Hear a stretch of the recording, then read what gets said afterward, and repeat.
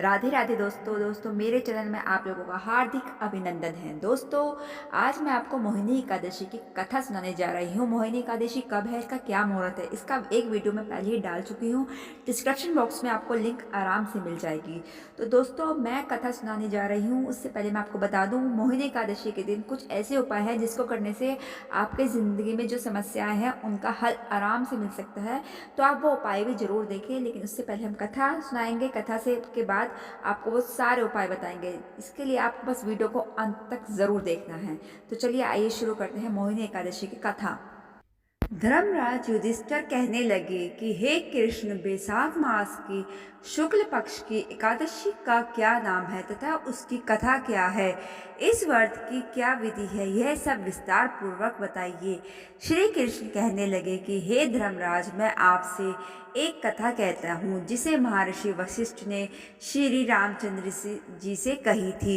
एक समय श्री राम बोले कि हे गुरुदेव, कोई ऐसा व्रत बताइए जिससे समस्त पाप और दुख का नाश हो जाए।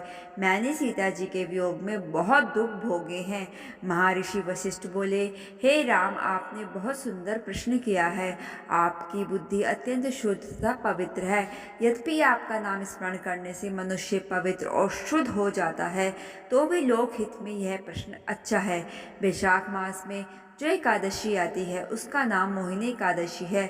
इसका व्रत करने से मनुष्य सब पापों तथा दुखों से छुटकर मोह जाल से मुक्त हो जाता है। मैं इसकी कथा कहता हूँ, ध्यान पूर्वक सुनो। सरस्वती नदी के तट पर भद्रावती नाम की एक नगरी में द्युतिमान नामक चंद्रवंशी राजा राज करता था। वहाँ धन धान्य से संपन्न व पुण्यवान धनपाल नामक वैश्य भी रहता है। वह अत्यंत धर्मालु और विष्णु भक्त था। उसने नगर में अनेक भोजनालय, प्याऊ, कुएं, सरोवर, धर्मशाला आदि बनवाए थे। सड़कों पर आम, जामुन, नीम आदि के अनेक वृक्ष भी लगवाए थे। उसके 5 पुत्र थे, सुमना, सुदबुद्धि, मेधावी, सुकृति और धृष्ट बुद्धि। इनमें से 5वां पुत्र धृष्ट बुद्धि महापापी था। वह पितर आदि को नहीं मानता था। वह वैश्या दुराचारी मनुष्यों की संगति में रहकर जुआ खेलता और पर स्त्री के साथ भोग विलास करता तथा मद्यपान का सेवन करता था।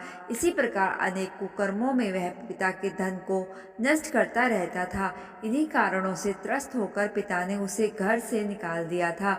घर से बाहर निकलने के बाद वह अपने गहने कपड़े बेचकर अपना निर्वाह करने लगा।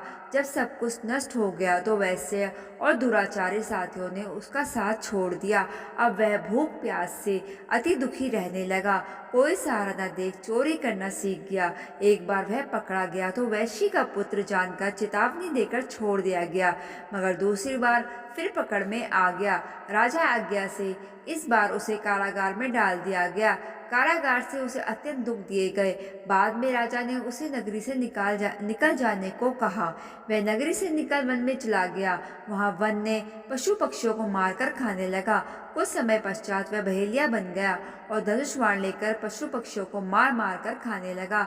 एक दिन भूख प्यास से व्यथित होकर वह खाने की तलाश में घूमता हुआ कौंडिन्य ऋषि के आश्रम में पहुंच गया।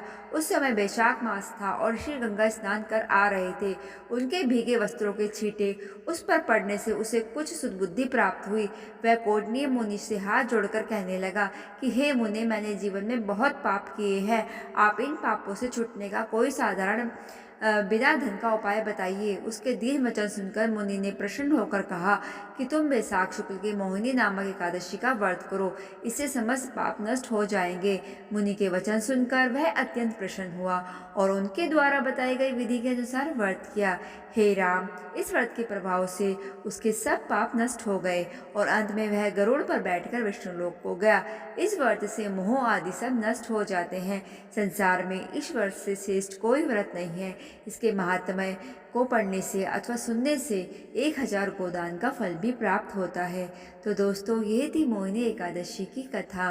चलिए अब मैं बताती हूँ आपको मोहिनी एकादशी में हमें क्या उपाय करने चाहिए जिससे हमारे जीवन में सुख, शांति और समृद्धि का प्रवेश हो। तो चलिए आइए शुरू करते हैं।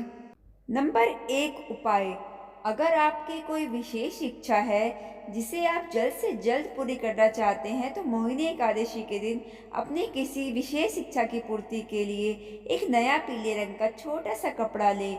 अगर आपके घर में कोई नया पीले रंग का कपड़ा मौजूद ना हो तो बाजार जाकर एक पीले रंग का रुमाल खरीद लाएं। वह आसानी से आपको मिल जाएगा। फिर उस रुमाल के चारों ओर किनारे पर एक चमकीले रंग का गोटा लगाएं और श्री हरि के मंदिर में जाकर वह रुमाल भेंट कर दे। साथ ही भगवान से अपनी इच्छा की पूर्ति के लिए प्रार्थना भी करें। नंबर 2 उपाय।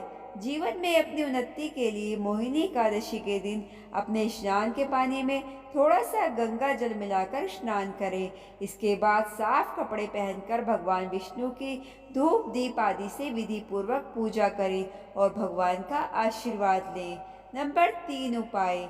अपने जीवन साथी के साथ रिश्ते में मजबूती लाने के लिए मोहिनी एकादशी के दिन भगवान श्री विष्णु की विधि पूर्वक पूजा करने के बाद श्री विष्णु गायत्री मंत्र का जप करें। श्री विष्णु गायत्री मंत्र इस प्रकार है: ओम नारायण विद्महे वासुदेवाय धीमहि तन्नो विष्णु प्रचोदयात्। नंबर 4 उपाय। अगर आप अपने बिजनेस में बढ़ोतरी करना चाहते हैं तो मोहिनी एकादशी के दिन किसी ब्राह्मण को आदर सहित घर पर आमंत्रित करें और भरपेट भोजन कराएं। साथ ही अपनी इच्छा अनुसार कुछ दक्षिणा भी दें। और अगर ब्राह्मण भोजन के लिए स्वयं घर पर ना आ सके तो एक थाली में भोजन निकालकर उनके घर दे आएं और वहीं पर पैर छूकर उन्हें कुछ दक्षिणा भी दें। नंबर 5 उपाय। अपने करियर की बेहतरी के लिए अपने आप को एक ऊंचे मुकाम तक पहुंचाने के लिए मोहिनी एकादशी के दिन भगवान विष्णु को माखन मिश्री का भोग लगाएं और श्री विष्णु की मूर्ति या तस्वीर के आगे बैठकर ओम नमो भगवते नारायणम मंत्र का 108 बार जप करें।